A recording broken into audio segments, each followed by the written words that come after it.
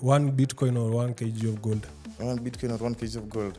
Nikali. I'd go with Bitcoin. Bitcoin mali inaenda.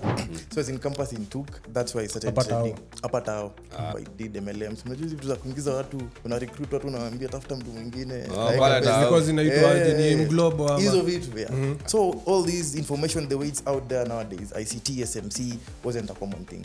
The most common thing you would find was just basic price action concepts, kina Adam Ku teaching you if you can just you do your school can nataka utapatia school 30%, then pay trading 70%. We show up to kwa shule, do what you need to do, then finish your school, then still become a good trader. So journaling ilianza kunisaidia nione the psychological errors and issues that I was facing in the market. So ukishajua issue when you una face, it's easier for you to focus on that issue. Now, kwa journaling, it really requires a lot of discipline, and I guess also a routine. Mimi nilitokanga tu 10k, tu nimepita nikakimbilia account kubwa. Because I wanted like niko na hata my account do. Ili ninyorosha nikarudi tena siku ya 1. Hello traders and welcome back to another great episode of Traders KE. Today we are privileged to have one of the biggest names in the industry, 254. And today being the 13th of October, Monday, we have done actually some great things. We did hold a very big physical event on the 4th of October at the Sarit Center, which you guys really showed up and we were very happy and we also really appreciate you. And I hope that you enjoyed interacting with us on a physical level. Also, the markets have been crazy. We saw that on Friday 10th, Donald Trump made a post on his Truth Social. And that post alone made the market to liquidate about $2.5 trillion in the S&P 500. And also we saw the biggest crypto liquidation in the history, about $19.5 billion. So everything has been crazy. Today is also crazy. The markets have opened with very huge gaps. And it's quite interesting the times that we are living in.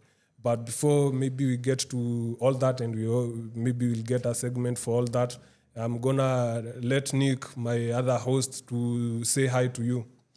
Hello guys. It's yet another episode. Since episode 1, mpaka penye tuko sahi, we really appreciate you guys. The physical event also that we did on 4th of October 2025, it was a big success. We are going to be dropping those videos actually on this channel. Therefore, if you didn't have a chance to attend, please, you're going to be checking out the videos. By the course of this week, mtakuwa mshazipata. So today we really have a very good guest, a guy who has been in the industry for quite some time, a guy who has been very vocal also on YouTube, and a trader that all of you have been requesting. So I won't take much time. I want to give him the chance to introduce himself. Alafu, let's get to it. So welcome, Sana Mzere. Thank you. Hello guys, my name is Rick. I think on YouTube I go by the name Rick the Trader. Some of you have probably come across my channel. Been trading for the past 7 years now. Just started my 8th year in trading. And today it's my pleasure to be on your show. So I appreciate you guys inviting me. And I'm looking forward to having a great conversation. Amazing, Sana. So before we start, Rick, let me ask two fire questions peke yake. Sure. Okay. So if trading was taken away from you today, what's the first thing you will do tomorrow? I'll probably try entrepreneurship. I'll try opening a business. Tomorrow in the morning, sasa. Siko sure nitafungua business gani, but I'll go out there and try hustling and finding something. Amazing. What's one thing you used to do after a big win or loss that you have completely stopped? After a big loss, I used to, nilikuanga na stress. So if you call me, I would not pick your calls. If you're close to me, you would notice niko na mood swings nini. So that's something I used to do after a big loss. After a big win, of course, you become very excited, but over time you start to get used to them. So wins and losses, they don't mean a lot nowadays. Final one from me. After a big win, what are you going to be taking? Coffee or some liquor? I don't drink actually. Oh, so amazing. I'd probably do coffee. Oh, coffee. Yes. Nice. One for me. 1 Bitcoin or 1 kg of gold? 1 Bitcoin or 1 kg of gold? Nikali. I'd go with Bitcoin. Bitcoin mali inaenda. Yeah. Kuna future. Naangalia mbele. Yeah. That's amazing. So welcome, Rick. Gold. Gold for you. Bitcoin for me. Okay. Yeah. So we are hosting Rick today. And I want us to hear the journey. This is a person who has been in the industry and a person that you guys can really learn a lot from. So Rick, I want you to take us through first who you are, okay, and give us a brief background. Hata primary shule ulikuwa wapi, high school pale. Then what did you do after that? Now before you get into trading. Yeah. So maybe I'll just give you a brief background. Primary ni mbali. So wacha tuanzie hapa nyuma kiasi. So I was in campus in Tuk. That's why I started trading. Apatao. That's why I started trading. So me when I joined campus, those guys who we had this mindset of hustling and trying to look for some things to do here and there. So I tried to like do some businesses kidogo. I did MLMs. Mnajua hizi vitu za kuingiza watu una recruit watu unawaambia tafuta mtu mwingine because inaitwa ni global ama hizo vitu niliingizwa hizo vitu, nilikuwa natembea town na suti in first year trying to convince people. So the whole idea ni nilikuwa tu na spirit ya hustle but sikuwa najua nitafanya nini. So nikatry hizo vitu mingi, nikagundua most of them hazina any long term like they can't sustain you over the long period of time. Try doing some businesses with some friends. Kwa kampo tulichanganga 6k kila mse with some friends tufungue business ya smoky. Vile ilifika siku ya kufungua business kila mtu anaanza kutia pesa. Ai mbona? Ukiwa kampo umesota. Alafu sasa ikikaribia unaona hiyo 6k ni pesa mingi umechanga hizo in first year. Utainama na ulikuwa umechanga 6k. Mmoja akasema kuna emergency anitisha 6k yake, nikasema pia mimi nimesota cha nitisha yangu pole pole. We never did that. Biashara ikaisha. So long story short, nilikuwa ganako ka spirit ka just try to find something. Then in the process I used to know a family member who was living quite well, and nilikuwa naona kiangalia graphs but I didn't know what he was doing. Then he told me that whatever he does is forex. So kutoka hapo ndo nikaanza kupata interest ya trading. So when I heard of forex at first, I wasn't so interested because ilinikalia complicated. I used to look at those charts, those graphs, and I was like, this thing doesn't look that interesting, But then over time, when these other things failed, then I noticed this guy was living a life that I would want. Then I was like, maybe this thing is worth giving a try. Yeah. So he sent me baby pips. Me, I went home, started going through the website. Pole. So your time uko ya gani sasa kampo? First year bado? First year. Wow. That is in 2018. 2018. Wow. 2018 ilikuwa transition ya first year to second year. So year 1 imeisha, kulikuwa na break before year 2. So hiyo break sasa ndo nilikuwa baby pips. Nikisoma nini. Kutoka hapo long story YouTube pole kutry vitu kadhaa before I got my edge. Yeah, but nilistruggle kiasi, but that's just how I started trading. Okay, so umeanza baby pips, that is first year. Umesukuma trading like your whole campus life. Whole campus life. In campus I was more of a trader than actually a student. Yeah. And did you actually achieve profitability when you were in campus? Yeah, by fourth year, by the time I was finishing school, I had started to become profitable. I used to do like $100 to $300 flips. Izo siku back then. Props were not a big thing at the moment. Yeah. It is like, I don't know, is it almost 3 years ago something, or 3.5 years. Back then props were not a big thing like right now. Yeah. So hata profam ukisikia ulikuwa unazishuku sana unaona. So I used to focus on deposit some money in your account, try to flip, some work, some don't, but ukifanya flip moja mbili na kusustain pole pole. So I achieved profitability by around 4th year, but I can still say hiyo ilikuwa profitability ile ya kuanza, but over time I've still sharpened my edge. Like how I was profitable back then versus now, I've still like done a lot of work, and I've still bettered my performance from back then to now. Hiyo period sasa ya between now first and full year. Yeah. Because you have a lot of guys who listen to us and they are still in university. Challenges zilikuwa gani sana ile time, and especially ikikuja kwa capital. What were your main sources of capital back then too? Sisi kudanganya. Me, my first, you see, like actually I'm 7 years in trading. Until year 4, challenges ilikuwa mingi. Me, my biggest breakthrough in trading ilianza kukuja year 4. So year 4, saizi niko year 7. Year 4, 5, 6, 7, ndo my biggest breakthrough in trading ilianza kukuja. But in my first 4 years, especially in Campo, I had many challenges. Kulikuwa na capital. I used to deposit $10, $20 USD. Ukipata upkeep kiasi as a student, una save, unaingiza kwa. Ulikuwa unapata help, tuko unapewa help kweli? Wanapewanga basa wanapewanga, but mimi sikuenda help mimi mwenyewe, but I used to use upkeep tu inatumia. Nikipata ka tao 2-3 natupa kwa market. Tao hivi 3-4 kwa market una try ku grow nini. So capital was a challenge for a long time until, which I think tutaongelea at some point, I found prop firms. That's when ukambia most of my biggest breakthrough ilianza kukuja year 4 hapo, because that's when I now got capital, you understand. But huko nyuma I had the skill kidogo, but I was struggling with capital. And in the first 3 years there was a big challenge in terms of, one of my biggest challenges I faced in my trading was there was no direct guidance back then. So how you learn is through baby peeps, either baby peeps. After baby peeps utafungua YouTube, uanze kusearch traders. Adam Ko pale sijui. Kina Adam Kunda walikuwa hizo siku. Traders wa squeeze sijui ati my SMC my ICT. Aziko zinaanza hizo siku. Hizi vitu zilikuwa ni kama bubble. ICT sijui hata kama watu wanajua hivi, but ICT back then was like no one could access ICT unless you paid monthly. ICT used to charge. Yeah. It was quite pricey to learn ICT concepts back then. So those who ICT, you had to get Telegram channels which were leaking the videos for you to get the free version. But if you wanted to like get these free ICT YouTube videos, ukienda kuangalia zimeanza kudropiwa like maybe 2 or 3 years ago. Yes. But back then it was like a paid mentorship. Yeah. So all these information, the way it's out there nowadays, ICT, SMC wasn't a common thing. The most common thing you would find was just basic price action concepts, kina Adam Ku teaching you, some people even teaching you my indicators, moving average, trend lines. Those are the most common things ungepatana nazo huko nje. So I had a big challenge because now when you watch guys on YouTube, you learn so many things. But then ukienda kwa market inakuwa ngumu ujue. Uko na information overload. To filter. Unashanga uta apply nini. Like one of the reasons why PML ilinichukua long to get my grounding in the market, haikuwa tu because of ati trading is hard or anything. It was also because of your information overload. Like there's a whole year. I think in my whole first year in trading, I used to trade moving averages and trend lines. Peke yake. Sikuwa naelewa price action. So I didn't have like a solid reasoning behind taking a trade. My analysis was basically ikicross MA. Zile SG MA50, kulikuwa 25. Ikivunja hii trend line yenye nimeweka hivi ati na sell ama na buy. But hakukuwa na solid price action behind it. So now if I was to go back in my early trading years, I feel like with the information that is available right now, the process would be quite shorter. Because saizi nikirudi huko nyuma hizi nipata whole year napambana na trend line. So ilinichukua so long to notice some things zina question to time. Na sasa Rick. Yeah. You know trading requires a lot of time, especially the learning stages. Sure. And so how did trading affect your social life, especially when you're in campus? Did you mliweza kupatana na wale wase kupanga mambo tena ama kulienda aje?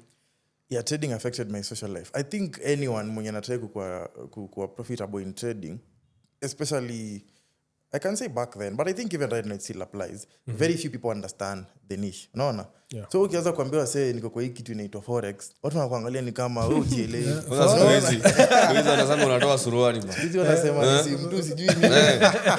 Yeah, I've seen those things. Chama ya mlengo inaitwa ni mrengo ama ni mrengo. Inaitwa forex. Yeah. Na sasa hizi tuko 2025.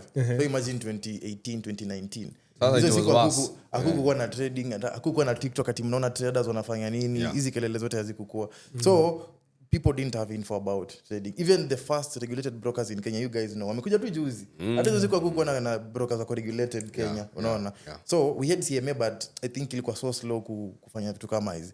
So back then ilikuwa it was very tricky nikiangalia as compared to now. So social life ilikuwa mbaya because most people won't understand what you are doing. So unakuanga tu familia uliwaambia pia? I never told. Now, you see me nimewaambia kitu moja. I knew trading because one of my family members was doing trading. Sasa yeye ndo alipitianga challenges. Because yeye akianza watu walikuwa wanashangaa mtu anadu, unacheki. But when he became successful kidogo, they started knowing this thing can work. So me, I didn't tell them at first. They started to know baadaye. Like when I was in year 3 nikielekea year 4, then I started telling my mom that, you know, campus is almost done, and anaanza kuniuliza stories unatafuta job nini. Akaanza kunotice I'm not interested in looking for a job. Then I was not asking her for money by that point in time. Because you see one thing with parents, bora anakulipia bado fair, ataona sasa endo utakuwa sasa na right ya kukuambia do this. But the moment so mimi nilikuwa najua again with my parents, if I want to make sure hata nisumbua, then lazima nijitegemee. So mimi by 4th year nilikuwa nikimaliza nakumbuka nikiwa attachment, I used to pay like my own rent. Aziko kuanga bills expensive, nilikuwa na bills tu za kama 25k a month. Rent nilikuwa na kakija kadogo, umeka ka bed ndani na ka desk na nini, but at least nilikuwa najua I'm not calling my parent to ask for. Na sasa hizi shughuli ishashika nini ground. Sasa hizo shughuli ishashika kwa market, unapata kuna mwezi umefunga na ka $400 USD, mwezi mwingine $500. Sasa it was good money at that point in time for someone who's just finishing school. A $400 USD ukipata hivyo kwa mwezi hiyo time hii ilikuwa dopoa sana juu msame wa graduate na nenda kuanza ku earn maybe your 30k unaona Yeah. so ukiconvert 400 yako upate kai ilikuwa 45 hiyo time or something you're actually doing better than wase wengi Much better. so I didn't have hiyo need ya kufeel wasa tuende tutafute kazi mimi nilijiambia sasa tupambane tu na hii trading Na hasa hii period ya hii first year to fourth year and especially pia that period between learning phase. The learning phase ni watu wengi who give up. yeah Now looking at your story, uko shule, you are trying to try things. Of course, first year ni ngumu, second year pale ni ngumu pia of trading that is. Nini sasa ndio ilikuwa inafanya upush? Like I just have to continue with this thing. yeah kuna vitu mbili ya kwanza ni sema kuna advantages sometimes hiyo ni kitu yenye unafaa factor in for example mse anaanza trading sahi and you are let's say 30 atuseme uwezi kuwa successful but if at that time uko na many responsibilities vile wewe process yako ya kulani ikikuwa tough inaweza kuwa more tough on you than mse yako uni unaona so one advantage I had is that I was young I was like umeingia uni 19 20 you have nothing to lose nacheki at the end of the month nikisota nitaendelea tu na life so trading ingenipiga ininyorosha lakini I have nothing to lose I still wake up tomorrow umetoka kampo umetoka class una kitu ya kufanya nitarudi kwa hiyo market so it's not like my life was so busy so hiyo ni one advantage yenye I believe I had just starting trading very early your design the second thing which kept me going ni I think kuna some level of passion once you've seen the potential of what something can do for you you almost want to just continue hata in your dark periods unaona hata ukikokezo phases where you're blowing accounts, you're not making money. The fact that there's a day you made some money, even in that demo account. Because me, remember, I used to grow demo accounts very, very well. Then when you got the live account, nakupiga. But you see, that demo is the same market as the live. So it used to give me an idea that if kwa demo I made $10,000, imagine if it was real money. You forget the emotion part. You forget so una deal nayo inakunyorosha lakini unajiambia hiki tu si kwenye itawaka itakuwa noma sana then of course there is inspiration like back then you would watch traders from other countries rolling in nice machines you see traders posting their P&Ls wale wenye wana trade vizuri so you feel like kama umse anasema pia ali struggle for 4-5 years then right now he's driving these cars it makes you think that there is another side to this thing when I make it so mimi nilijamanga nikiingia kampo najipatia roughly 3 to 4 years ndio kitu ingiane because the guy who introduced me to trading the guy I've told you I asked him how long it took him and aliniambianga yeye ilimchukua roughly 3 to 4 years before he was profitable so me I always say I started trading well because the first guy who introduced me gave me an idea that this thing unaweza chapa hadi miaka 3 ndo so hata nikikuwa kampo kwanza I used to make this joke that hata kininyorosha for 3 years mwaka ya 4 nikianza kuunda dosi nitakuwa 40 so itakuwa ina make sense hata hiyo time nikimaliza kampo ready I'm making money so I feel like all those things zilinisaidia such that even if marketing inaninyorosha I still had the psyche and energy to come back so there has been a conversation going on and it's commendable that you having known forex ama financial markets you actually got to finish uni and there have been a lot of young people and very many discussions we have been seeing on Next and other platforms. Right now, if you look at trading, so very many people wanamaliza kama saizi niko sure mtu wako high school anajua forex already. Sure. So unapata by the time they are going to campus, they have an idea and maybe they can put some money in there. And actually they make some of them make good money. I've met with few traders who are in campus and making good money. And huwa wanasema once you are in campus you should, if you're making that enough money you should quit. So what advice can you give to people, to the young people that maybe are still in their learning phase? That is maybe ako campus ako kole though bado anafanya trading. I get it. First of all, I also know some friends like mnajua kama kina Ken, Caleb from Financial Labs, you know them. Those ones, like for example, they quit school at some point ndo wakafanya trading and it worked out for them. You understand? Me as when I was in school, I was tempted so many times to quit. Ni venye tu, I think I said this at some point, mali mimi natoka home I knew, ukiquit shule italeta shida. Utaquit shule alafu uende unaona? Na bado unategemea your parent to send you up keep says first year second year. That was one of the things that made me stay in school. But looking back, I don't think with the knowledge I have right now, quitting would not be my first option. I'd just focus on that trading. See, you want to be a trader, just focus on that trading, give it your all, kama ni kupitia shule pitia basi. Pitia ukijuanga this is not my focus. And that's what I did actually. Me when I was in campus I used to spend a lot of time on my charts. Trading, learning markets, trying different stuff. Like I was convinced already from nikiwa uni that mimi path yangu itakuwa trading. Like my life will be built around trading, not because me did economics in school. Sikukuwa nangoja ku graduate in economics ati ndo niende nipate job. So me I can tell you if it's possible, like you see like in life pia kuna playbook and different people will make different choices and the outcomes will be different. Unaweza quit school kuende vibaya completely. Ni kama trading pia. Kuna mtu atabuy, kuna mtu atasell. Ndio hivyo. Yeah. Unaweza quit school kuende vibaya completely. Mwingine anaweza quit na kuna some backup. Mambo ikienda vibaya kuna anaweza pigia simu na bado life yake itasimama. So you just have to know who you are as a person. I don't think there is a generic answer to it at it's okay to quit or not to quit. I feel like you just need to know who you are as a person. Yeah. Know who you are, know where you come from, know where you are going, know your the worst case scenarios. If I quit and then things don't work, what happens? If you can't answer such questions, then inamaanisha you're taking a huge gamble. But I also feel if you can just you do your school can nataka utapatia school 30%, then pay trading 70%. We show up to kwa shule, do what you need to do, then finish your school, then still become a good trader. I don't think there's anything wrong with that. Personally, if I was to go back, I wouldn't change. I wouldn't quit school for trading because trading iko mental. And I can't tell you the kind of pressure utapata uliacha shule alafu uko 2 years in na undi pesa. Uko 3 years in. Backup. Did you see there was that Ukrainian guy who lost about $30 million of investors and he actually had to he committed suicide in his Lamborghini. Oh. Trading pressure iko manzi. Exactly. On the same meaning ningesema there is something my dad used to tell me nikuwa kampo because he knew I was doing something. So alikuwa ananiambia time for school inakuwa limited sana. Sure. And there is going to come a time when umefika age fulani huwezi enda shule, unaona? So you can just finish it, especially for most of us are Africans. Unapata your parents watakuwa very happy ukipata a degree, very happy, hata hataki kujua ili first class ama nini. So you guys can just finish maybe and then ufanye mambo zako. Tuende sasa kwenye watu wengi sana wanatakaga sana strategy. So umeanza na mambo za indicators and all that. Umeona yes, this works, this does not work. So how did you come now to build up your system and your strategy? So building a system, it's taken me a lot of years. Nowadays when you look at the market, hata nikiingia kwa setup unapata nimerisk $1,000 ama $2,000, it makes you $3,000 haraka.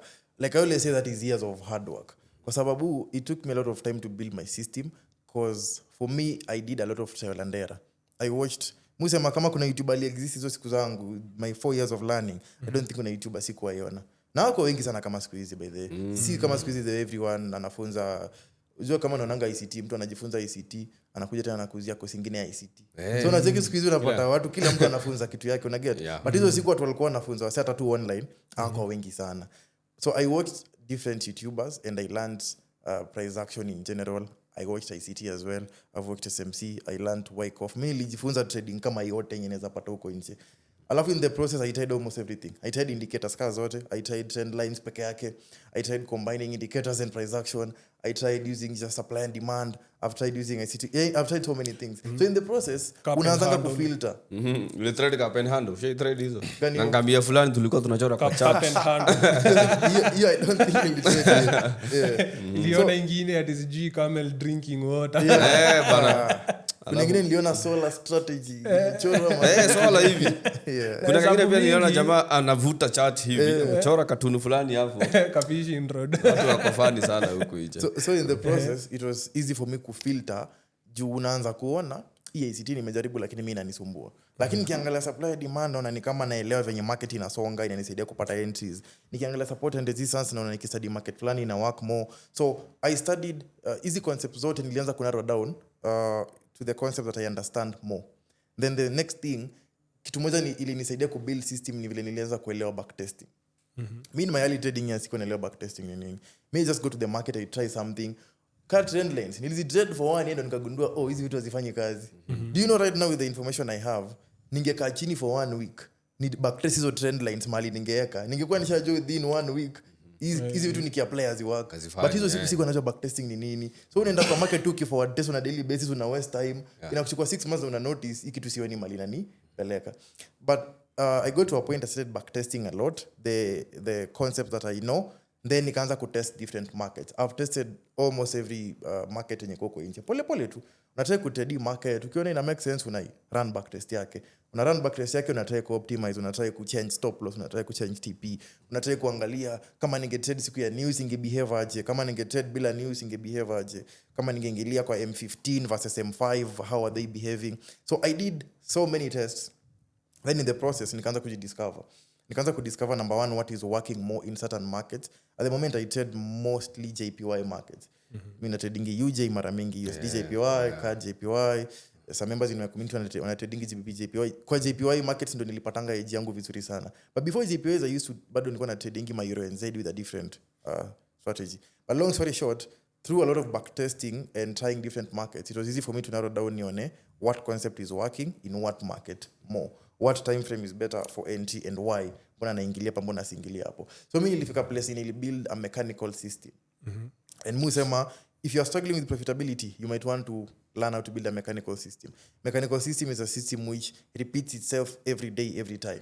For example, kama una trading New York Open na unajua unatafutanga hii na hii pattern, ni hiyo pattern pekee. Ukiona kuna setup, usipoiona hakuna setup. So when I tested a lot, I built such a system which is very mechanical. So my work is very easy. Nikiingia kwa market, I'm looking for ABC. Kama the whole of today I'm not trading for a very simple reason, because of how the previous day candle closed based on my strategy. So inafanyina kwa so easy for me to know when to trade, when not to trade. So that is how I built my system, through a lot of backtesting and just trying out different markets. Now optimization. Una trade system for 6 months, una notice stop loss haiko at the best level. Acha ni try tena kufix kitu fulani, ni fix kitu fulani hivyo pole pole. So the strategies get better with time. In short, a mechanical system ni someone, I've watched many of your videos. Yeah. Ni maybe yenye inakuambia when and why. Yes. Yeah. When and why. And has rules. And has rules. You follow it strictly. Yes. Most people don't have that. It tells you when to be in the market, when not to be in the market. Yeah. So unapatanga tendo kuja na kuuliza leo kuna NFP tuingie ama tusiingie. It's a clear indication that you don't have a system. System yako inafaa kuwa able kukuambia kane za trade NFP must easy trade. Na kane za trade natafuta nini? Whether utatumia fundamental ku-analyze, lazima kuna backing behind it. Yezi kwa tu guesswork tu. Ati NFP last week tuliunda dosa wati ya last Friday ya last month tuliunda. Wacha pia tu try it uone. Na wase utry hivyo wanakuanga na very short periods of making money.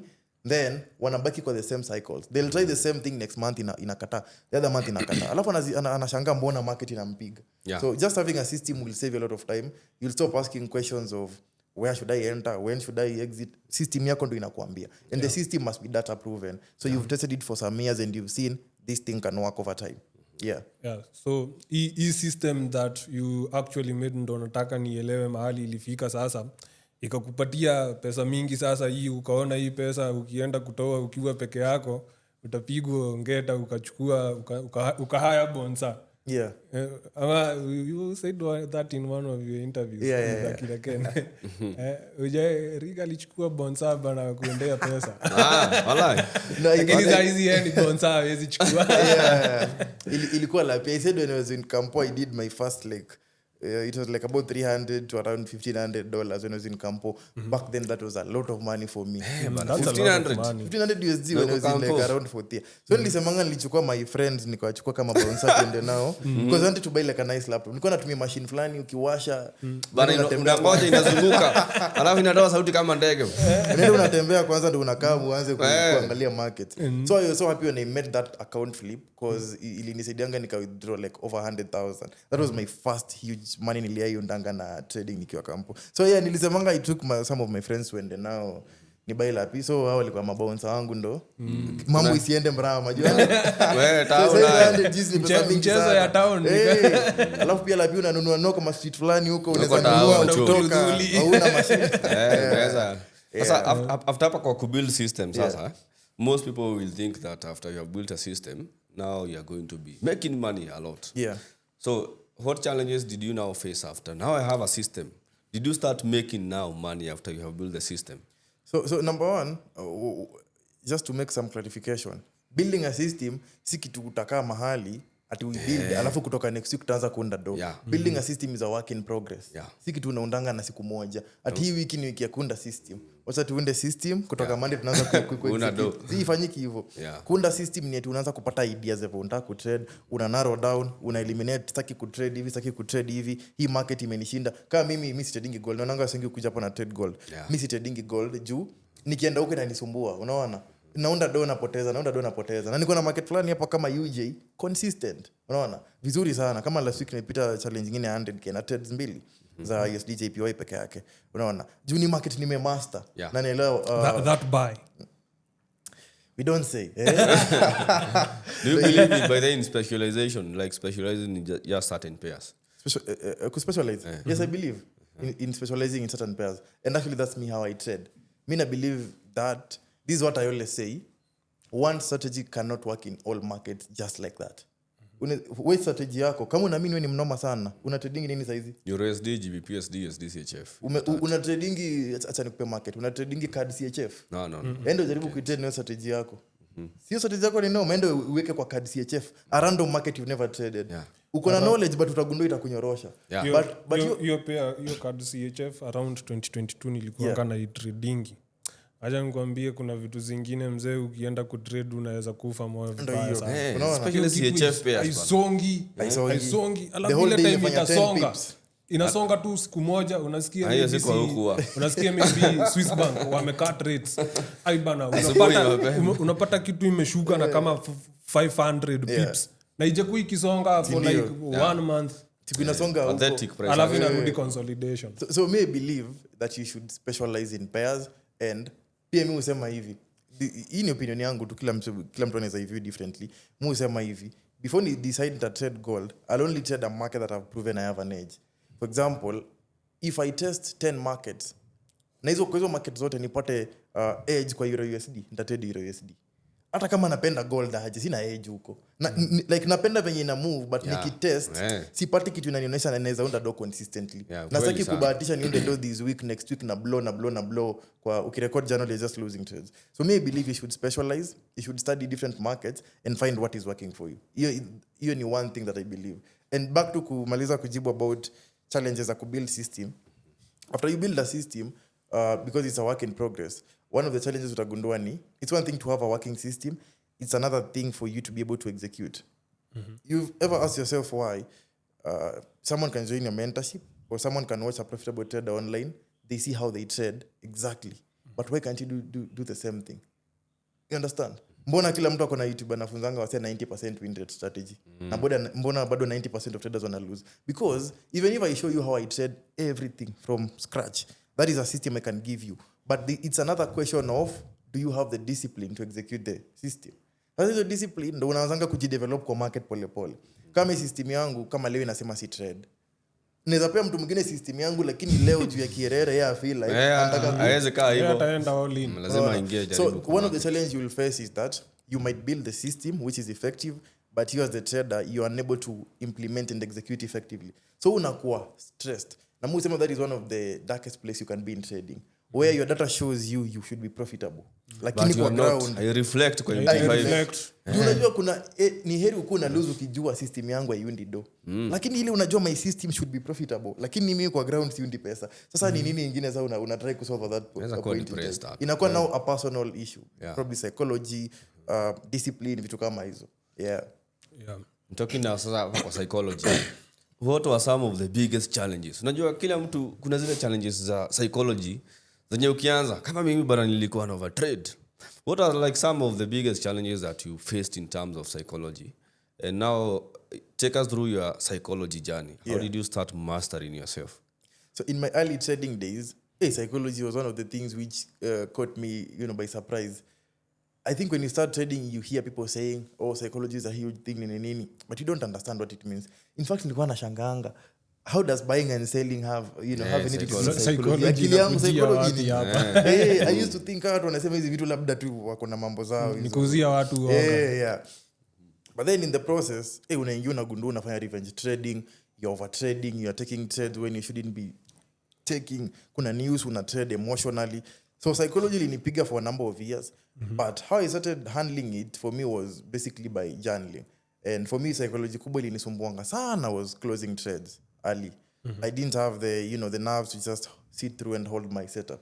Setup ikianza kurun tu kidogo nione blues mefunga. Ikianza kurun nione negatives mefunga. So over time nilifika place nikaanza to take my journaling seriously. And that's one thing I always say traders who are struggling, just journal. Especially if you think your system should make money but you are not making money, journal and look at every trade, every setup that you take. Understand? So me, I started journaling, and when you journal you become very intentional. Ukiblanda andika blanda ulifanya. Watu wengi wana journal alafu wanajibembeleza kwa journals zao. So uliblanda hapo ukachukua bad trade but wewe hutaki kuandika it was a bad trade. Una try kusugarcoat ikae like it was just another trade. So write it as it is. If this is a bad trade and you forced it, write that I forced this trade. Na mbona uliforce? It's important to understand why you did the errors. So when I did journaling for a couple of months, for me nilianza ku notice consistent mistakes. Unaona kuna tarehe fulani nilifanya hii blanda ikafanya to lose. Na kazi ingefanya hiyo blanda yote dilivasi kaenda kwa TP. Yes. Tena siku nyingine so unaanza ku notice haya kuna pattern ya to the same mistake over and over. Yes, but how dominant. Exactly. But how did I notice it was through journaling? So journaling ilianza kunisaidia nione the psychological errors and issues that I was facing in the market. So ukijua issue when you una face, it's easier for you to focus on that issue. For example, ukijua that the biggest psychological issue you have is premature closing of trades, you will take all your time and invest all your effort in trying to make sure you understand why you keep closing trades prematurely and understand how negative it is for you as a trader. Then utatry kujifix hata kama ni pole pole. Unaona? But watu wengi they generalize psychology and they just tell you they're struggling with psychology, but they never dissect wakwambie which this part of psychology specifically. Because I think psychology is a huge part by the way. Huge sana. Yeah. You're that's like hata ukaweza iweka kwa trading, hiyo sasa pengine uiweke ni kama unit mzima whereby you have to go by everything. Yeah. And maybe talking of journaling, Rick the Trader anatumia platform gani ya kujournal, because so many people look up to you, and kitu nilikujanga kugundua maybe when we started doing these things, I personally sikuwa najuanga kujournal, and I also didn't know the platforms that I can journal. So maybe how do you journal and what platforms do you use? And also the specifics of what are you journaling on that platform. Right. First of all, journaling ni rahisi. Journaling, think of it like this. If you run a business, you must keep books of your business. You must know kama mtu alinunua goods na deni, una record msako na deni. Hiyo ndo kujournal. Just keeping an account. That's basically what journaling is in a business format. And they say treat trading as a business. So if you want to treat your trading like a business, you also need to do bookkeeping. So you just simply record. The platform I use is Excel. Me, I do manual journaling. So basically, to just clarify, in fact, just like if you're running a business, you need to keep books of your business. You understand, the money coming in, money coming out, for you to be able to keep your business in check. It's the same way. If you're treating your trading like a business, you need to keep a journal. So for me, I do manual journaling using Excel sheets. It's very simple. More record 2 columns. I have a couple of videos I've done where I show my quarterly breakdowns. I always show like how my journal looks like, because we have the manual journal and the automated platforms like TradeZilla, maybe for example. But I just prefer manual journaling. I have different columns. For example, I'll record a trade that I took, the day of the week, and the date as well, because you want to spot consistencies. For example, you might notice maybe na losing more on Fridays. Yeah, so it's important. So it's important for you to record. I took the trade on this date, this time, this nini. If you trade using sessions, record the session. Nilichukua during London ama New York. Kama mimi si trading in a session sana, but I trade with a certain time window. So nita record nilichukua maybe morning hours ama nilichukua saa fulani. I also record did I hit TP or stop loss or break even. Kitu kama hiyo. And then on the trade, I'll also record my risk to reward. Did this trade do a 1:3 or a 1:4 evo pole pole. So if you keep recording that, then just one more thing. In my columns, I also have something I call a comment section. So a comment section, I always write any authentic thoughts or feelings that I have hiyo wakati. Na si kila siku niko nazo, but kuna time naweza chukua trade na ni feel like based on 1-2 things I'm seeing in the market na shuku trade. Ndaichukua tu but nitaandika kwa comment section because of this and this. Trade inaweza kosa kukua very quality. So after a couple of months, if I look at my journal, I have now data. A couple of trades I've taken. I cannot try to spot consistencies. For example, nitaanza kuangalia my losses. Is there any consistency in the losses? You see, like for me when I used to journal, I noticed consistency in losses in Fridays. So me part of my plan is that I don't trade on Fridays. Yeah. Now until date, on Fridays, if I try to take a setup, most of them don't work. And I just noticed noticed that through backtesting na kurecord data consistently. Yeah. So unaanza kuona consistencies of what works more and what doesn't work more. Na pia unaweza journal umalize miezi kadhaa na unotice too your data is not impressive at all. You've journaled for 7 months and you're hardly making money. At that point you need to question, does this system really work? You understand? Yeah. Ama is it me who's doing a mistake in the market? So see, a particular time ukijournal, you will find good results. Sometimes you'll journal your trades and it also helps you to notice loopholes on the things you need to adjust to better your trading. Now, kwa journaling, it really requires a lot of discipline and I guess also a routine. Able to peleke through like a day in your life as a trader. What's the simple routine that you use to make sure that you also include mahali ya journaling? Because very many people mtu wanazanga journaling but eventually unaachana nayo. Is it part of your routine? To journal, if journaling is part of my routine. Yeah, and take us like through your routine. My day. So typically my trading day, based on my strategy, a setup can come as early as 6 a.m. some days. Kila siku iko different. But based on my strategy, a setup can come as early as 6 a.m. Na si 6:15, literally 6. So kuna siku naweza fanya blunder niamke 7, nipata setup ilifanyika 6. Hiyo imeniacha. So hiyo itakuwa blunder. So that means since I know a setup can happen as early as 6 a.m., by 6 a.m. I should be on my charts.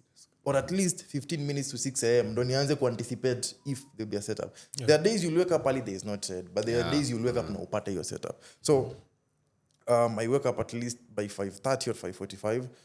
Roughly 5:30. 30 minutes to my trading time. Na mkanga kwa nyumba. Personally, I do some devotion kidogo kwa nyumba. Fanyi yogi. Yoga. Not a yogi. No. Mimi sifanyangi yoga mimi. Alafu sometimes in the morning I'll read kidogo, but I don't have like a very sisi sema niko na hizo morning routine hizo ati ziko complicated nini. Mine is very simple. Bora tu nimeset the tone of the day. I feel like I'm right with myself, niko sawa. I go to my desk. Kuna kitabu fulani umesoma sana kutoka last year. Diary of CEO. Naona watu wakiniambia simalizi hiyo kitabu.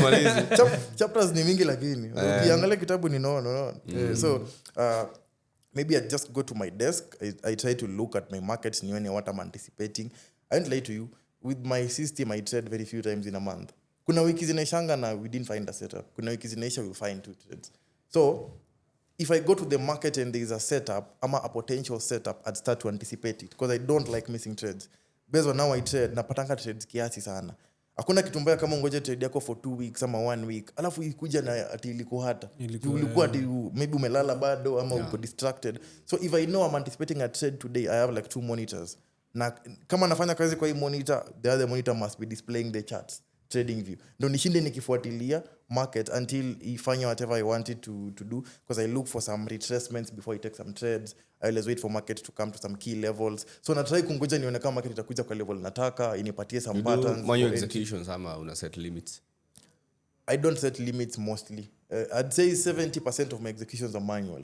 Yeah, I execute on the M15. On the M15 unapatanga price pia inasonga slightly faster kiasi. Especially on the JPY. JPY usonga slightly faster. Yeah. So I hardly do limits unless ka price imeenda sana and I'm waiting for it to pull back. But typical setups, maybe 70% of them, when everything has happened, nakuanga tu hapo base on my phone ready, I click the buy or sell and execute. Yeah. So that's how my day looks like in the morning. Mchana nakuanga tu nikifuatilia trades, I'd read kidogo. I go to work out sometimes morning hours around 10 or 11 a.m. Nikienda ku work out kama najua niko na setup nakuanga na simu yangu rada sana. Gym hizi fanya to lose. Haiwezi kweli. Ndio lazima hapa na kasimu. So nakuanga rada sana na simu yangu. Then I set alerts. I use alerts a lot because you also don't want to watch your chart hivyo sana. So I try to use alerts especially in terms of key levels. If I want the market to come to a certain level, I set an alert. Ikifika hapo ninajua ni saa kuangalia simu ama lapi depending on whether I'm in the house or whether I'm outside. Isipofika hapo, I have no much pressure. But basically that's how my routine looks like as a trader. And then when I get my setup, when I do kwa Excel sheet yangu, nishaunda the columns, I just record. Na record nilichukua hii trade hapa nini na ngoja outcome. Ikihit TP jioni nakuja na update ili hit TP. Ikihit stop loss na update. Kama kuna kitu niliona nilifanya blunder kwa hiyo trade, nitakuja ni update either jioni ama kesho kulingana na time yenyewe hit either TP ama stop loss. But I can't tell you like I have a very specific routine. Every day is just different. Trading every day is different. Naambianga watu trading is easier than people think. not easy at ni process rahisi, but if you get to a place where you've built an edge, trading is so easy. Me not trading sometimes mara tatu. Yeah, you know when to show up and not when to show up. So hizo pressure unapata watu wakiwa liquidated, unapata wewe una. Si ndio? Unafungua simu unapata watu wako na stress wali blow account. Na wewe ulikuwa unaona tu vizuri price action yako. What are you guys doing? Yeah. So trading is so easy to a point that there are days you just open your chart and you know hakuna kitu. So sit ni kama there's a specific routine every day. Me, I'm only very keen on my markets on the days I'm anticipating a setup. Yeah. Sasa tuingie in the next, most people wanajua Rick kwa sababu ya one video which I also nilikujulia hapo pia. Yeah. One video that you did on Funded Next, the drawing ilikuwa pesa ngapi? Sikumbuki. 400,000 I guess. Yes. Yeah. Na pia ukiweka 400,000 pale watu wanaona hii ni pesa ya Demio. Yeah. So take us through your Profam journey. Profam journey, very interesting. So I told you I got one of my biggest breakthroughs in trading ilianza around after my 4 years in trading. And your breakthrough really answer because of Profam. So me, I'm one of those guys who think and who believe if Profam didn't exist, maybe singekuwa place niko, unless if I'd have found another way of raising capital. So Profams, when I was around in 14 nikimaliza ndo nilianza kuzisikia. Slowly I started doing a couple of challenges. I wasn't very stable because pesa napata nikisha sort bills zangu sina pesa mingi imebaki.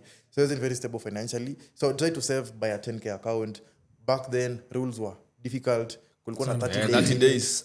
Kulikuwa na minimum days. Unapata sasa kukiwa na hiyo strategy yako sijui few trades utaumia vibaya sana. Actually strategy yangu sasa hizi kiduka Profam za kitambo hizi pita nikitumia vile natumia unless nianze ku risk more. My current strategy ni kiduka Profam za kitambo I'll have to do like 2 ama 2.5% risk per setup. Ndio niko napita haraka. But hiyo tu ati pole ati nangoja setup zangu 2 za mwezi. Utaishi hapo. Utamaliza mwezi uambiwe 30 days have ended and you've not achieved the percentage and then you breach. You understand? Unaambia tena ulipe tena ingine. So Profams were difficult back then. I think about 5 or 6 accounts before I passed my first Profam. My first account was a 6k account. That ndio time I think niliingia YouTube. I was very excited. Just nilikuwa naona nimehaki kitu. Nimeanza kuelewa what I'm doing. I'm making money on my live account. Profams have passed and people are not passing back then. So ukiwa umepita account kuna certificate. Ulikuwa mbele sana. Na payout. Watu wako wanapita na watu wanafanya payout.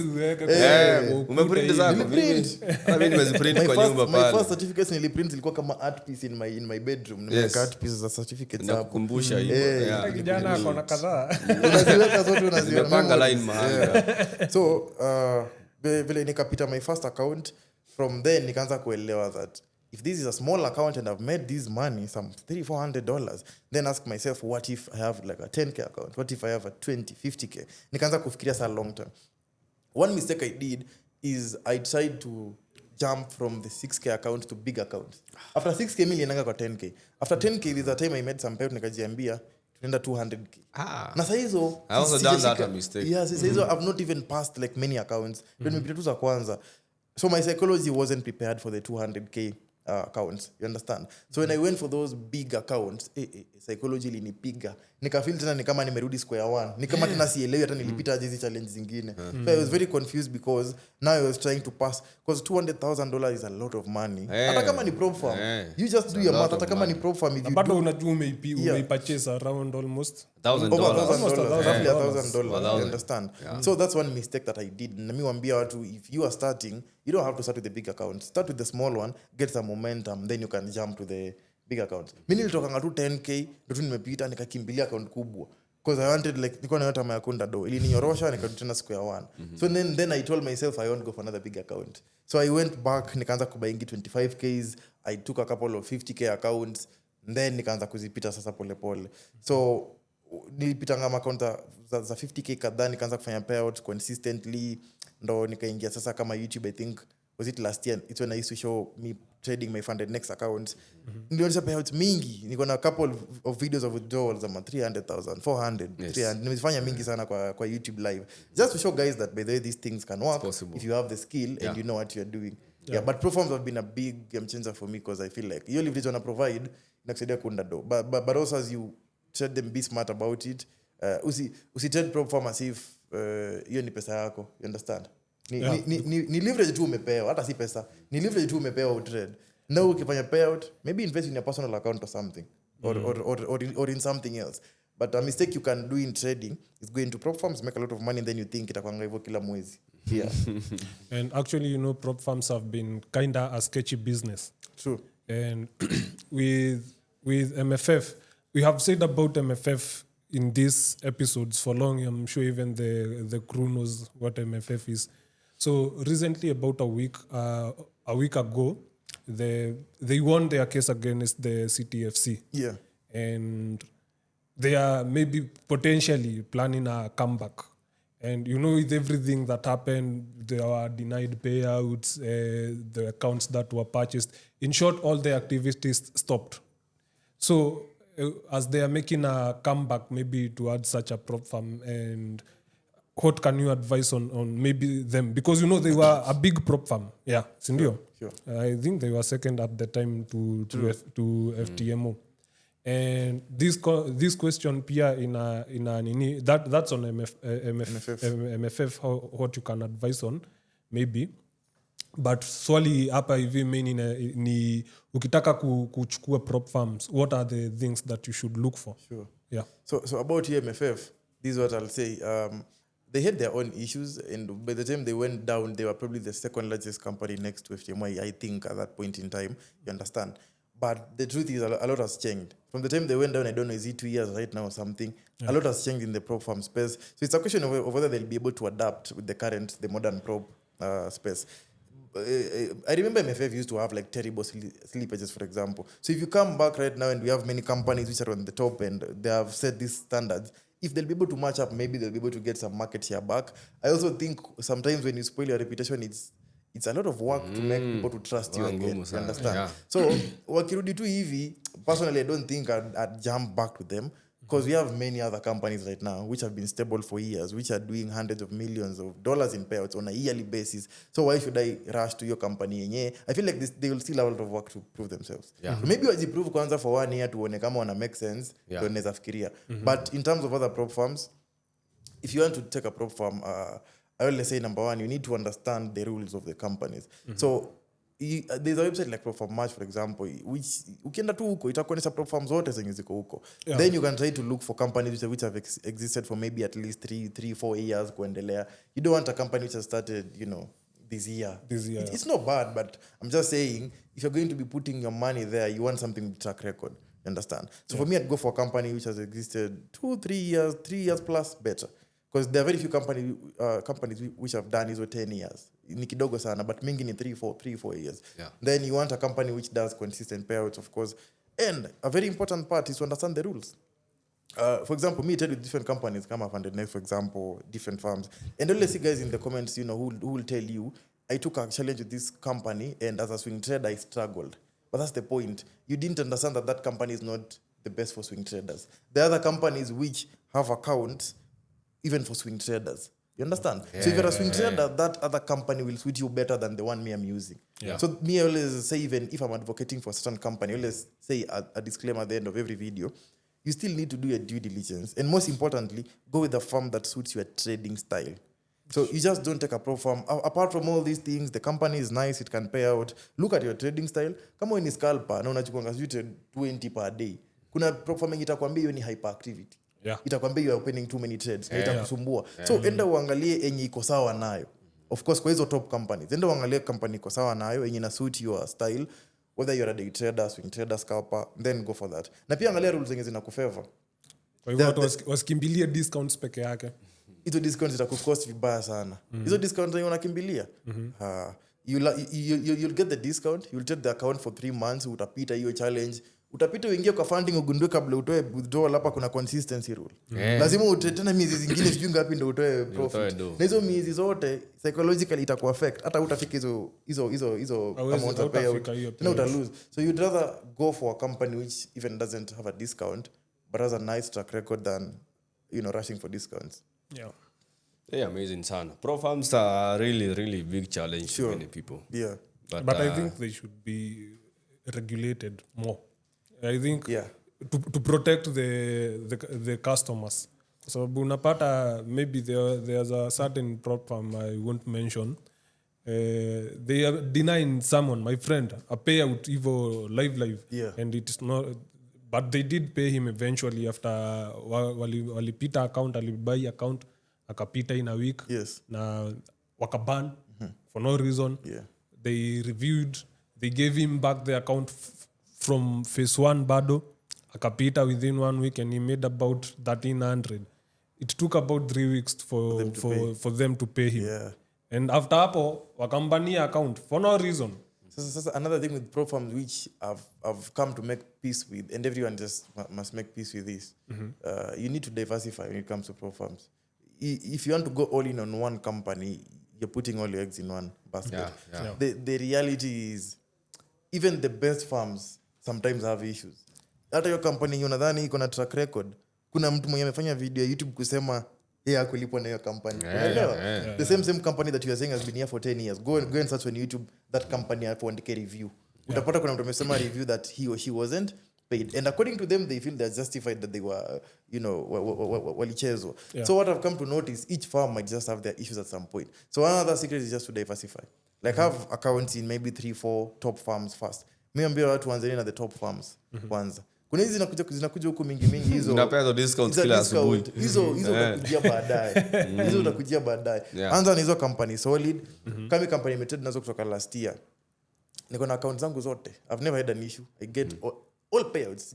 Hakuna single payout nimekuwa denied in all the firms I've used. But ni because I'm using only the top firms only. There's one company which banned me. Na hiyo ilikuwa a wrongful ban, but unfortunately, and you see a good example, your company mili ni ban, but I have friends who use the company and they get payouts with the company. Yes.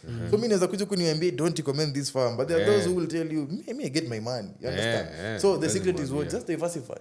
Iki kusumbua, have at least 3-4 accounts in different firms. That's just one secret.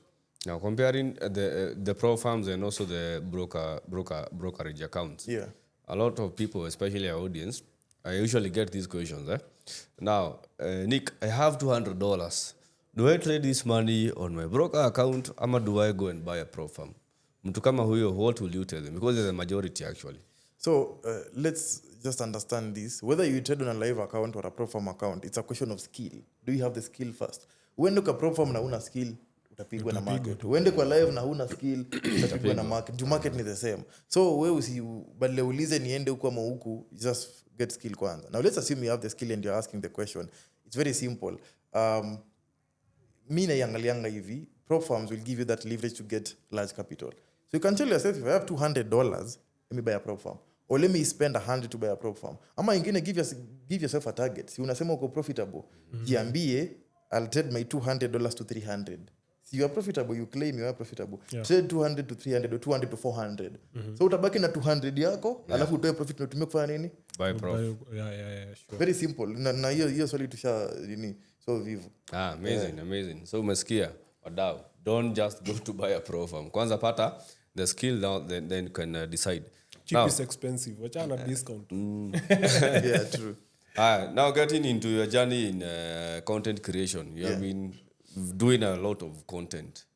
And I also am a very big fan of the content that you do. YouTube, content TikTok. inajengana, si content tu ya kufurahisha watu. Nini likumotivate like to start the content? What were some of the challenges that you experienced back then? And how is the progress so far? Kile niingiza kwa content because nimefanya content for like 3 years hizi. Kitu moja yenye msema ni si kuanza kufanya content ya trading. Mimi nilikuwa trader kwanza ndo nikaanza kufanya content. Watu wengi wanaanza trading ndo wanafungua channel aanze kuonesha wase vya trade. So alafu unakuwa na stress, unakuwa na pressure ya kuprove yourself point. And that's one of the challenges mimi nimeface, I think, ukikuwa online space. Sometimes you feel the need to prove a point. Na nimekuja ku understand that you need to understand yourself vizuri sana as a person. Ndio usifile kutaka kuprove yourself nimepita hii account, nimefanya hii payout. You just do you. Na ukianza mbio na content na wewe si trader, ujaji develop fast, unazajipata in the wrong side. So for me nilikuwa trade for kama 4 years hiyo time nakwambia, nilikuwa nishapitia challenges mingi, nimezi overcome, nimeanza kufanya payout ya prop firm moja nimepita. Back then hakuna mtu alikuwa anafanya content ya prop firm Kenya. When I posted my first prop firm video, I think apart from Financial Hub, hata sijui kama walikuwa wanafanya content ya prop firm already by that time. Walianza kufanya content ya prop firm juzi. Hakuna video ilikuwa inaongelea Kenya prop firm. I probably was the first Especially person. from Kenyan creators. Yeah, I'm saying from a Kenyan creator, Kenyan forex trader showing trading prop firm passing, haikukua. So I felt like there's something to show people out here. Juu watu wengi wanapambana na small account na hawajui kuna hizi companies zinaweza kufund. So ilinipea motivation ya let me open a channel and let me try to do videos. I wasn't even trying to be a content creator or something. Mimi nilikuwa napenda tu kile nafanya. Na record la for like a whole year when I was doing YouTube, I never even showed my face. I just used to do la screen recording. Na kama mic kwa bedroom yangu na naambia sasa nimepita hii account, nimeunda hii pesa hivi. So I got inspired by that. Alafu pia back then, no disrespect, but there were the online content creation space wasa walikuwa TikTok ilikuwa imeanza kushikashika. Watu walikuwa kama TikTok hiyo time, they didn't used to portray trading in a good way. So anytime you look for trading online, you end up thinking it's this get rich quick scheme, kitu tu ya haraka haraka. And me, those things used to put me off because mimi nilikuwa nimeelewa hii journey venye ni noma. So nikiona mseme ametoka tu huko anadanganya unanua Audi na wiki mbili, nilikuwa najuanga huyu anapoteza watu. So me I felt like badala kwenda kupingana na hao watu, how about me, let me show them my side. Wacha huyo onesha watu njia yake yenye watu gari yako. But mimi wacha mimi nionyesha watu njia yangu tu ya pole pole yenye iko na challenges, but nikwambie reality that kuna faces iko hivi, sometimes it's tough. So you really inspire because I felt like there was a gap. No one was showing people how to trade in a legit way. Mimi onesha watu paka PNL. Juicy, I think in 2 months, is it 2 or 3 months ago, I showed one of my $70,000 PNL ya 1 year yote. Like I show broker statement. Ndo uone that iko na ups and downs. Ndo usikutu na follow tu mtu juu ya content, lakini uwezi tell even whether these people can really trade. You understand? So I drew inspiration from just wanting to share an authentic trading journey and the reality of it. Na pia through hiyo imenisaidia kuconnect na traders wengi legit. Unaona? Kwa hivyo napatana na nyinyi in my DMs, napatana na traders wengi wenye pia wana follow hiyo process. So unajua at least tuko watu wengi tuko kwa hii journey pia.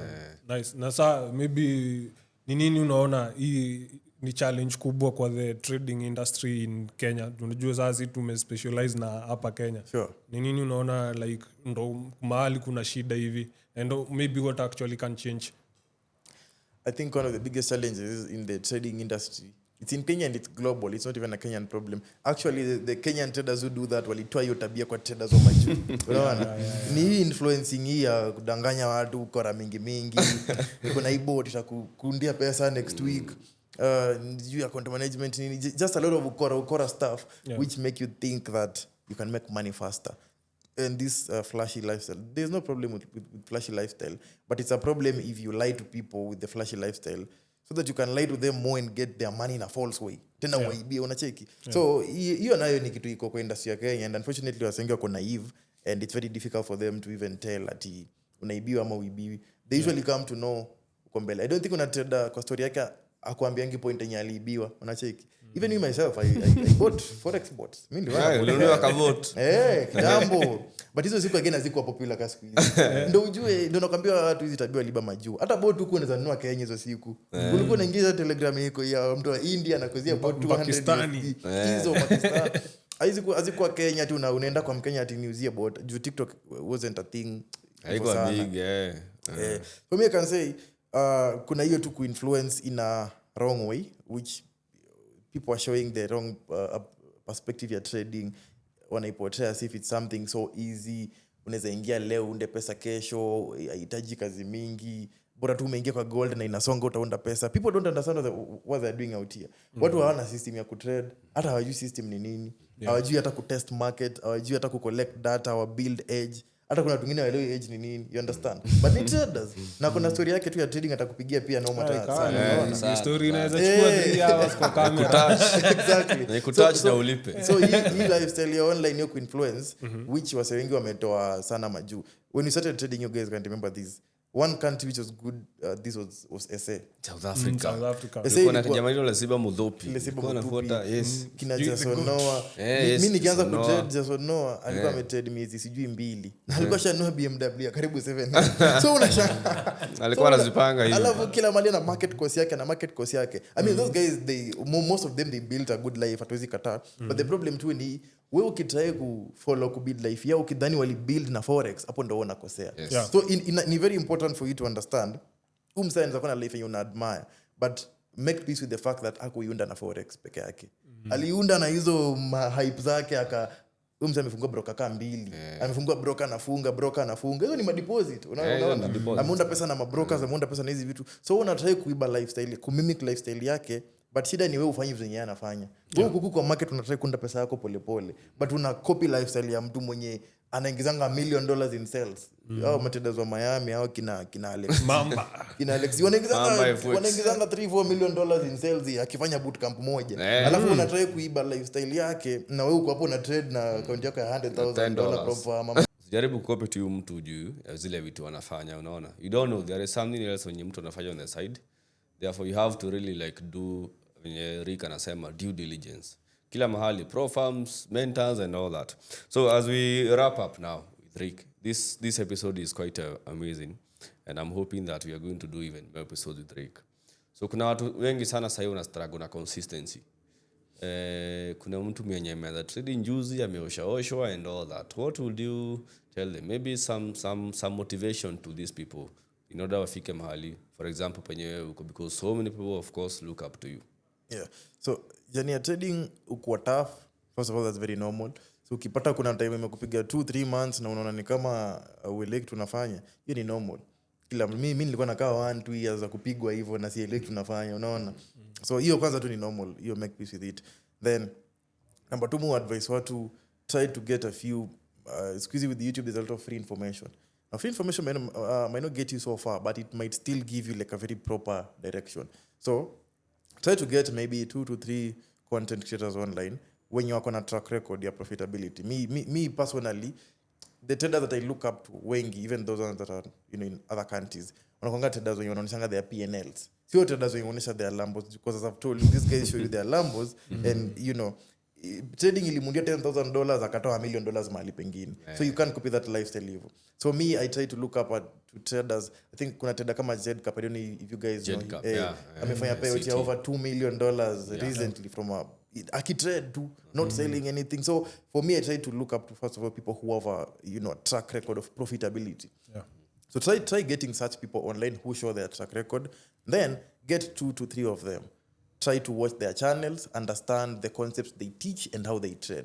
Ukiwatch hawa wase watatu, utakuja kugundua there is 1 or 2 that you will relate more than the other. Sure. Try to narrow down to the one that you feel like you relate more. Because you might watch different content creators now notice, hata mimi naweza kuja hivi nikufunze venye na trade, but you feel tu ni kama it's not your style.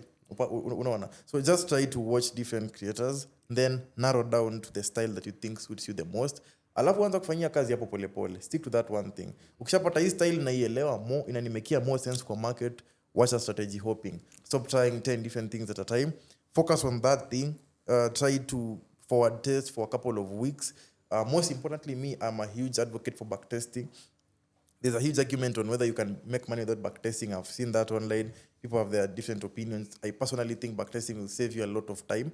I'm not saying backtesting is the only thing which will make you profitable, but you don't have to forward test a market for 7 months ndo notice kitu wenye ungetest mara moja saa hii na uone hii kitu ina working hivi for the last 3 years. It's easy for you to notice in one sitting that if I keep putting my stop loss hapa inakuanga hit based on this market structure, and it's also easy for you to in that one sitting or 1 week of testing will notice this and this works more, this and this doesn't work more. Even when you go to forward test, which still plays a very key role, you forward test with an idea that the thing I'm testing kuna mali nanipeleka. Si tuna forward test blindly. Tunafunga tu market leo tuacha tu try price action tuone vile kutaenda alafu ni record ni journal. I feel like that is very ineffective and you'll be wasting a lot of time. Yeah. So try to backtest, collect a lot of data on your markets. Then slowly by slowly, as you journal, you will refine your system. You'll refine your system and try to understand your personality more. Personality plays a very key role in you becoming profitable in the market. You can have a trader who's profitable as a scalper, but if he tries swing trading, he or she won't make money. It's because of personality. Because they are better off with those trades mbio za kufunga haraka. But akijaribu kuhold trade for 2 weeks, anafanya blanda kama 20. Unaona? In the process, their system can be profitable, but then their personality is not suited for that style. So try to understand your personality. Do you prefer more short-term trading or long-term trading? Na hizo vitu hakuna mtu anaweza kufunza. No one can come and tell you are a better scalper. You only discover yourself as you are in the markets, testing day in and out and journaling and you spot the consistencies, the inconsistencies. Alafu edge itakuja tu na hizo vitu zote. Itajileta tu. The more unafanya hizo vitu, the more unafanya tu plus una notice, for like 1 or 2 months nimekuwa consistent mbaya, unaona, before notice it's another month. In hivyo tu, it's like a work in progress. It doesn't happen one day. It's always work in progress. Yeah, so kuna kitu inaitango expectations. And this is something that I can say inasumbua watu wengi sana. So how should traders manage their expectations when they come to the market? Yeah, Especially how beginners wenye bado wako tu mahali. maybe ni mtu anaingia soko saa hizi. Yeah. Najua there is what you have in mind that this is what I will maybe achieve, ama this is where I would like to be. Yeah. Ama from what they have seen, ama hata also an active trader. Kuna trader ametrade for maybe 5 years but still has problems na expectations. So how can you as a trader manage expectations? So as someone who's traded for many years, ama nimekuwa kwa market for many years, and one thing I like with my journey ni ati mili nipige miaka mingi before ni get it right. So kitu kikupiga miaka mingi, when you get it right, you really know the negatives, the downsides, and how to handle them. So me, I can tell you, as someone who's starting right now, number one, give yourself some time, now focus kwa kulearn first, getting the skill. Tushaongelea mambo ya kunarrow down, usiende kuona wasitati, hiyo tushaongelea. Narrow down, amuona trade style flani, focus kwa hiyo style. Now ukifocus kwa hiyo style, give yourself more time to learn, study the markets. You become a good trader the more you understand how markets move. You only understand how markets move by chart time. The more hours you spend on your chart, the more you start to spot consistent and patterns which repeat itself in the market. There's so many things which sometimes I sit down with people who trade maybe in the community. Naonesha kitu fulani even lingia kwa market, and they always ask me, uliona je pattern? Like, juu pia ameangalia hiyo market na hakuwa na hiyo pattern. And we're looking at the same market. Thing. It's because of now practice. Like, I've studied the market over and over until I can easily spot things that mtu mwingine haoni. Ama mimi naweza spot in a different perspective na mtu mwingine asione hivyo. So study markets a lot, spend a lot of chart time. That is what will help you to build, to be in synchrony with the markets. Unafika place ukiingia kwa market, you've developed crazy level of confidence. Unajua nikiona hii setup naingia. Hata ukilose, hauna stress. Unajua hii setup ilikuwa normal. Ni ati tu it's one of those days imekataa, but una stress juu umelose, unaona. So that's what I'll advise someone who's starting. In terms of expectation, give yourself some time. Haitajipa na miezi mbili. Just give yourself time. Give yourself some time in terms of expectation. Alafu pia, one thing I'll tell you, which watu wengi wasemangi pia, you won't make money from trading on a monthly basis. It's not a job like career. Isi payroll. Kuna mwezi utafanya $4,000 next month, uko break even. Kuna mwezi ingine unaanza na pesa, unamaliza na negative, unapata the money you made, you've give it back to the market. Kuna mwezi una recover drawdown. Kama the other month, I think 2 months ago, I was recovering a drawdown. So mwezi una recover drawdown, it's safe to say you're hardly making money because you're just recovering the loss that you had made the other month. So once you have this expectation, build your life in a way that even if I don't make money from trading this month, my life can still go on. Usiende hapo ati unategemea rent yako kwa forex kila siku na hiyo ndo mbele nyuma. Amazing conversation. You guys, tell us if you'd have another episode with Rick. But before it goes, maybe a lot of people would love to learn something from Rick. So Rick, unaweza tupea where people can get you, and also tell us where do you see yourself in the brand in the next 5 years? So you can get me on socials, YouTube, Rick the Trader, TikTok nimeingia juzi pia, Rick the Trader, same name, IG, Clinical Effects. I post a lot of educational content on YouTube. IG is just short clips, but if you want to watch a lot of educational content, go on my YouTube. I have a playlist, it's a beginner to pro. In the playlist, I've covered like almost anything you might want to know about trading, from basics, candlesticks, how to use platforms, all those things. That's how you can find me. Through my YouTube, nakwanga nimeka links zingine. So ukitaka kunitafuta in person, you go to the YouTube, nakwanga nimepin my links hapo. You'll get my IG, you'll get website, all those things are there. Where I see myself in the next 5 years, depends. In terms of trading, I have a goal to just accumulate more capital in prop firms first, then in personal capital. That's where I see myself, because I've got to a point where I'm like, the difference between what I'll make today and next year is just the capital that I have. Because with larger capital, the same risk will make you more money. So for me, my goal is just capital. As a brand, hiyo sijui kama niko na goals mingi sana.